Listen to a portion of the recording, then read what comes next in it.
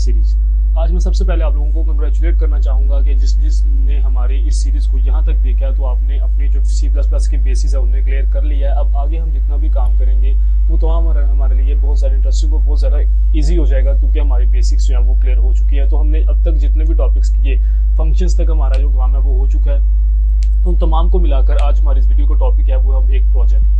तो हम एक ऐसा प्रोजेक्ट बनाएंगे कि हमारे जितने भी अब तक के कॉन्सेप्ट्स हैं वो तमाम को यूज़ करके हम एक बेसिक सा इजी सा प्रोग्राम बनाएंगे, लेकिन इससे आपको जो है वो तमाम जितने भी आपने कॉन्सेप्ट्स किए थे उन तमाम की रिवीजन हो जाएगी। तो हमें बनाना क्या है, एक बेसिक हम इसकी जो टाइटल है वो देखते हैं। तो हमारे पास एक स्टूडेंट ग्रेडिंग सिस्टम हमने बनाना है। तो स्टूडेंट ग्रेडिंग सिस्टम कुछ इस तरह से काम करेगा कि ये डिफरेंट नंबर ऑफ स्टूडेंट्स एक यूज़र से लेकर और उसके बाद उन तमाम नंबर्स का, यानी जो भी उसके वो स्कोर्स है उनका एक एवरेज निकालेगा और एवरेज के बाद एक एवरेज ग्रेड निकलेगा। यानी एक क्लास के अंदर हम अगर एक क्लास की बात करें तो एक क्लास का एवरेज ग्रेड क्या है और एक क्लास के अंदर एवरेज जो स्कोर है वो कितने हैं, इस चीज़ को हमें फाइंड करना है। तो इसके लिए हमें एक सिनेरियो क्या बनाना है, यानी मैं इसका आपको एक एल्गोरिथम समझाता हूँ। तो ये हमारे पास बेसिकली एक एल्गोरिथम है इसका, कि सबसे पहले जो एक स्टार्ट प्रोग्राम जो है उसकी एग्जीक्यूशन होगी, उसके बाद एक मेन्यू जो है वो स्टूडेंट को दिखाया जाएगा, जो भी हमारे पास यूज़र है। तो यूज़र को एक ऑप्शन दिए जाएंगे, दो ऑप्शन दिए जाएंगे कि उसे एवरेज ग्रेड जो है कैलकुलेट करना है या प्रोग्राम को एग्जिट करना है। यानी कि हमारे पास उस स्टूडेंट के पास एक ऑप्शन होगा कि हम किसी के भी टाइम पर जो है अपने प्रोग्राम को एग्जिट कर सकते हैं।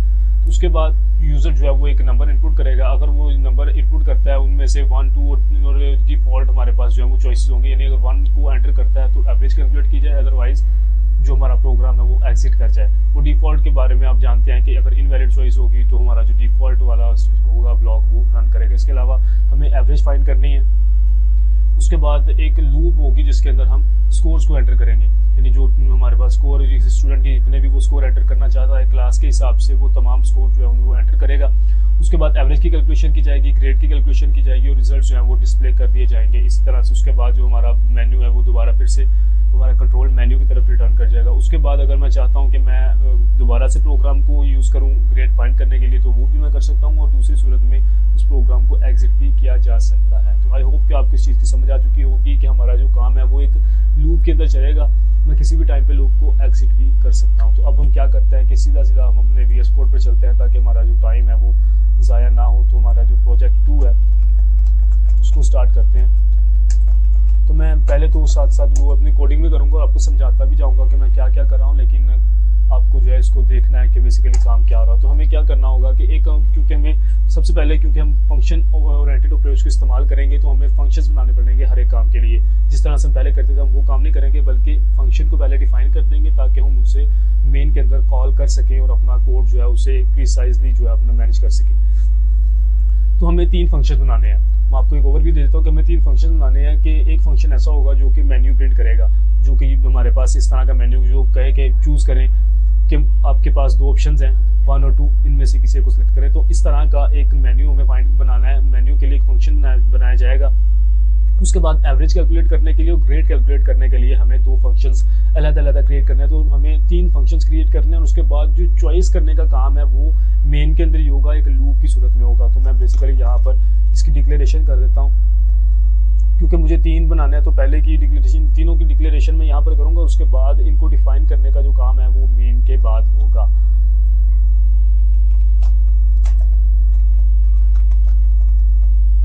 पहला हमारा जो फंक्शन होगा वो कोई भी आर्गुमेंट नहीं लेगा। दूसरा इसके बाद आएगा गेट ग्रेड नाम का फंक्शन या कैलकुलेट ग्रेड नाम का फंक्शन।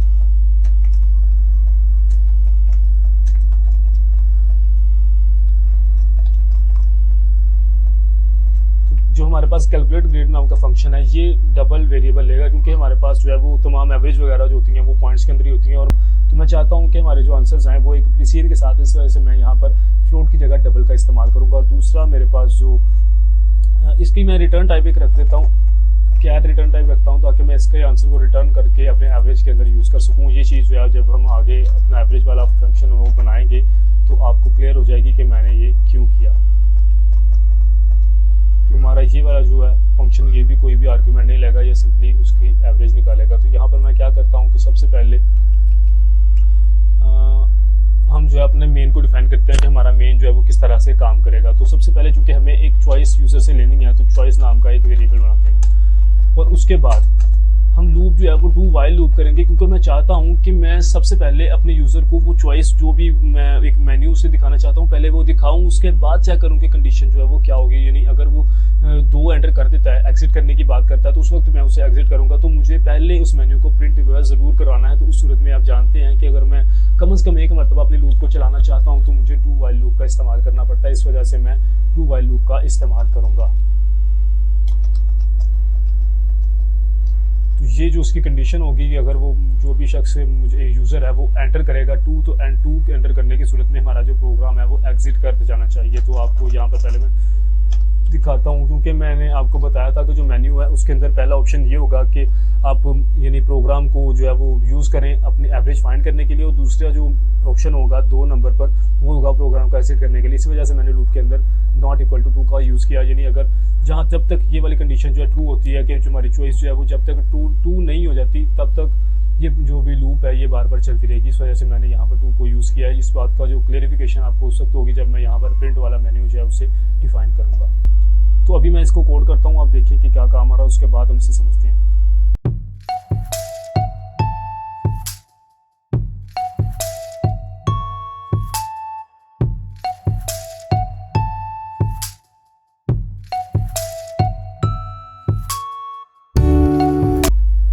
इसको करने से पहले जो हमारे पास प्रिंट मेन्यू है हम उसे जो है डिफाइन कर लेते हैं, ताकि इसकी हमें जो है वो क्लैरिफिकेशन हो जाए कि हमारा काम जो है बेसिकली किस तरह से हो रहा है। तो यहाँ पर वाइड प्रिंट मेन्यू चूँकि कोई भी आर्गूमेंट नहीं ले रहा है, इस वजह से मैं इसे इस तरह से डिफाइन करूँगा। तो हमें करना क्या है, एक मेन्यू दिखाने के लिए उसको कुछ जो है वो ब्यूटीफुल सा बना देते हैं यहाँ पर। तो कुछ इस तरह से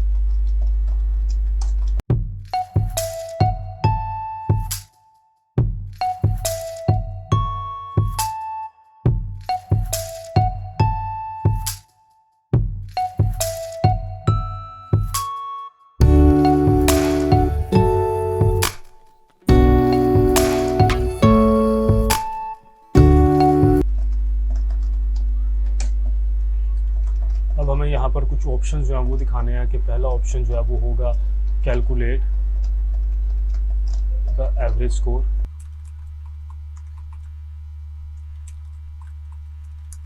और उसके बाद हमारे पास जो दूसरा ऑप्शन है वो होगा एग्जिट का।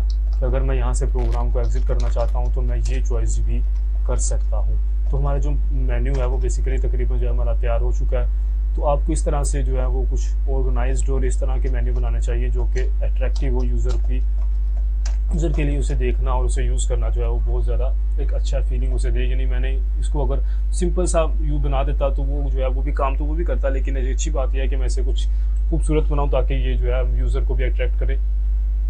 तो आप इसके अंदर मॉडिफिकेशन जो अपनी मर्जी से कर सकते हैं। मुझे ये अच्छा लगा तो मैंने इस तरह से इसे बना दिया। तो अभी आप देख सकते हैं कि हमारे पास ये प्रिंट मेन्यू, जब मैं डू के अंदर ये प्रिंट मेन्यू को कॉल करूंगा तो मेरे पास ये जो एक मेन्यू है ये आएगा। उसके बाद ये आउटपुट होनी चाहिए कि आप कोई भी चॉइस जो है अपनी एंटर करें। तो अगर फर्ज करें कि मैंने 1 को एंटर कर दिया तो हमारा प्रोग्राम जो है उससे एवरेज कैलकुलेट करनी चाहिए। तो इसका मतलब ये हुआ कि मुझे 1 और 2 के 2 ऑप्शन जो हैं वो मिलेंगे। तो उसके केस में मुझे कोई एक स्टेटमेंट जो है उसे रन करना है। तो मैं यहाँ पर जो है बेसिकली स्विच स्टेटमेंट को रन करने की बात कर रहा हूँ। तो मैं यहाँ पर चॉइस जो हमारे पास वेरिएबल था उसे इसके एक्सप्रेशन के तौर पर रखूँगा। तो फर्ज करें कि मैंने अपने जो भी हमारा यूज़र था उसने 1 को एंटर किया। तो 1 को एंटर करने की सूरत में हमें क्या करना चाहिए, क्योंकि उसे एवरेज को कैलकुलेट करना है तो मुझे सिंपली ये वाला फंक्शन जो उसे रन कर देना। उसके बाद जो हमारी ये लूप है, ये वाली जो स्विच है, इसे ब्रेक करके जो भी हमारा कैलकुलेट वाला फंक्शन है उसे रन कर दिया जाएगा। तो उस सूरत में आप समझ चुके होंगे कि मुझे केस 2 को केस 1 के अंदर क्या करना है। तो अगर मैं यहाँ पर केस 2 लगाता हूँ तो इसका मतलब यही है सिंपली कि मैं चाहता हूँ कि मैं अपने प्रोग्राम को एग्जिट कर दूँ और कोई भी इसके अलावा फंक्शन जो है उसे रन ना करूँ। तो मुझे क्या करना है कि यहाँ पर एक प्रॉम्प्ट शो करनी है एग्जिटिंग द प्रोग्राम।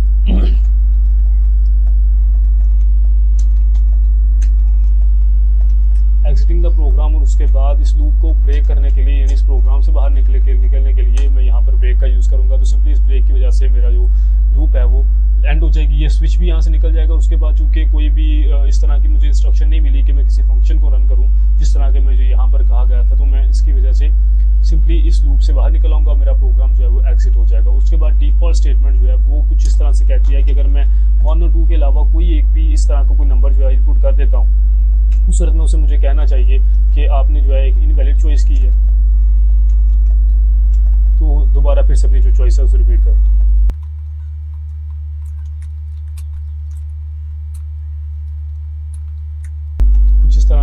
से इसे प्रिंट करेगा।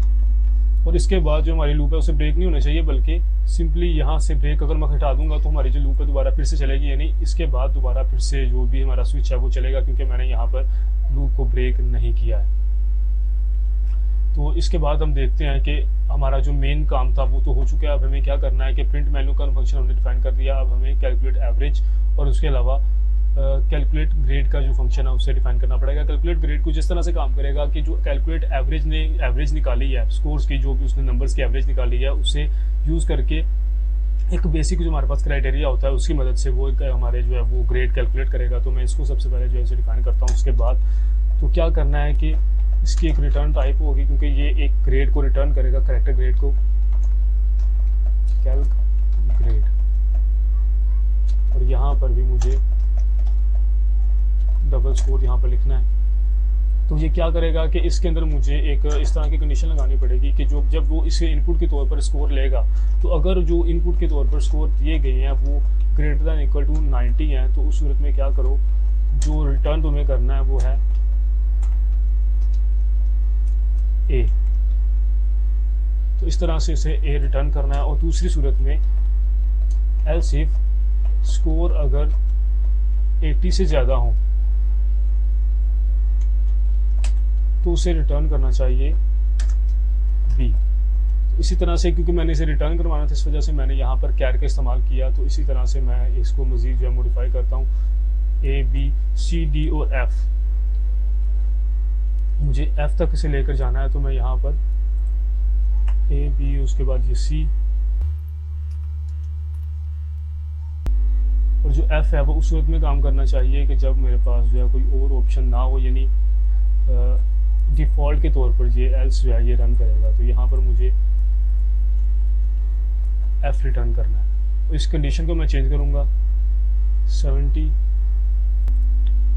60। तो आप इसको देखकर समझ सकते हैं कि क्या होगा कि जब ये स्कोर जो है उसके अंदर एंटर होंगे, तो अगर स्कोर 90 से ग्रेटर हुए तो सूरत में वो ए रिटर्न करेगा, अगर 80 से ग्रेटर हुआ तो सूरत में बी सी डी और एफ। जब भी 60 नंबर जो है वो उसके कम हो गई, उस सूरत में हमारा जो ग्रेड है वो एल से यानी एफ वाले पोर्शन के अंदर चला जाएगा और उसे एफ रिटर्न कर देगा। अब हमारा कैलकुलेट वाला ग्रेड जो है हमारा ये भी जो है वो हमने बना लिया। अब हमें बनाना है कैलकुलेट एवरेज का, कैल्क एवरेज, और इसके अंदर हमें कोई भी इनपुट नहीं देनी है। अब ये कैसे काम करेगा कि एवरेज सबसे पहले क्योंकि कैलकुलेट होगी, उसके बाद जो ग्रेड वाला है वो उसे यूज़ करेगा। उसके अंदर एवरेज के जितने भी मार्क्स आएंगे, यानी क्लास के जो एवरेज मार्क्स हैं उनकी बेसिस पे क्लास का एवरेज ग्रेड जो है उसे फाइंड किया जाएगा। तो क्योंकि इसे यहाँ पर काम करना था पहले कैलकुलेट एवरेज को, तो उसे क्या करना चाहिए, मैं ये कहता हूँ कि मुझे अपने प्रोग्राम को कंटिन्यू करना है और एवरेज जो उसे फाइंड करना है। तो उसे क्या कहना चाहिए कि वो पूछे कि जी इतने आपके क्लास के अंदर कितने स्टूडेंट्स हैं जिनका आप ग्रेड जो है फाइंड करना चाहते हो। तो इस वजह से मैं इस पर प्रोग्राम को इस तरह से डिफाइन करूंगा कि पहले इंट नंबर ऑफ स्टूडेंट्स जो है उसे यहाँ पर एंटर करूंगा। यहाँ पर जो है एक वेरिएबल बनाता हूँ इंट नंबर ऑफ स्टूडेंट्स, और उसके बाद मैं उससे पूछूंगा कि enter the number of students.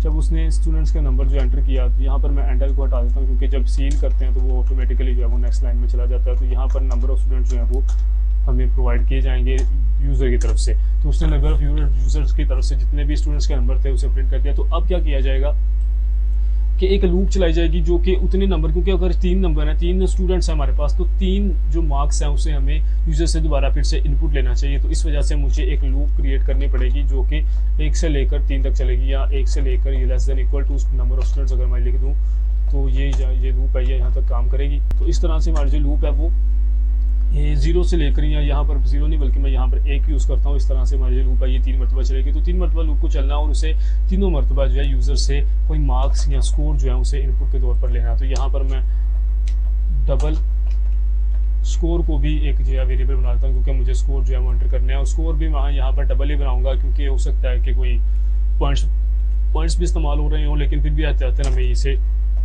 Use करना चाहिए। तो यहाँ पर enter the score of students।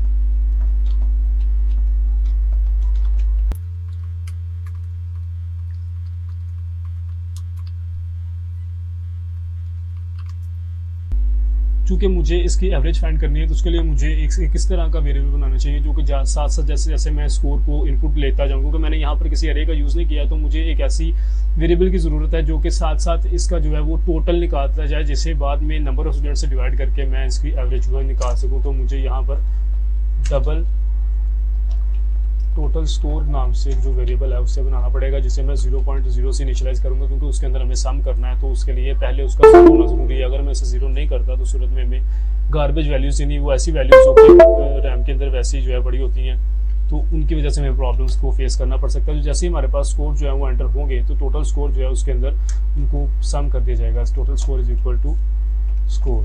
तो आई होप कि आपको इस ऑपरेटर की समझ है कि जब total score is equal to total score plus score, ये कुछ इस तरह से जो है इसे रिजोल्व किया जाता है कि जैसे ही हमारे स्कोर एंटर होंगे वो साथ साथ टोटल स्कोर के अंदर जो है वो प्लस होते जाएंगे और टोटल स्कोर हमें मिल जाएगा। और जब ये वाली लूप जो है इसे ख़त्म कर दिया जाएगा तो उसके बाद टोटल हमारे पास जो है एक एवरेज निकलनी चाहिए, एवरेज स्कोर। तो यहाँ पर मैं बनाता हूँ एक डबल एवरेज स्कोर के नाम से एक वेरिएबल बना देते हैं। Double average score is equal to total score divided by number of students. तो हमारे पास जो है वो डबल की सूरत में एक एवरेज स्कोर की वैल्यू जो है वो निकल आई है। ये एवरेज को जो स्कोर निकलेंगे इनको हम यूज़ करेंगे कैरेक्टर के ग्रेड के अंदर। तो मैं यहाँ पर सिंपली यहाँ से क्या करता हूँ, सी आउट, तो जहाँ पर जो भी हमारे पास एवरेज निकले है उसे यहाँ पर प्रिंट किया जाएगा। और उसके अलावा चूँकि हमें total number of students average हमने निकाल लिया और उसके बाद हमें एवरेज ग्रेड भी निकालना है। तो एवरेज ग्रेड के अंदर चूंकि हमने यहाँ पर देखा था कि हमें इनपुट के तौर पर एक जो है वो स्कोर देने पड़ेंगे, तो वो स्कोर वही होंगे जो हमने यहाँ पर एवरेज के तौर पर निकाले हैं। तो यहाँ पर हम सिंपली क्या करेंगे,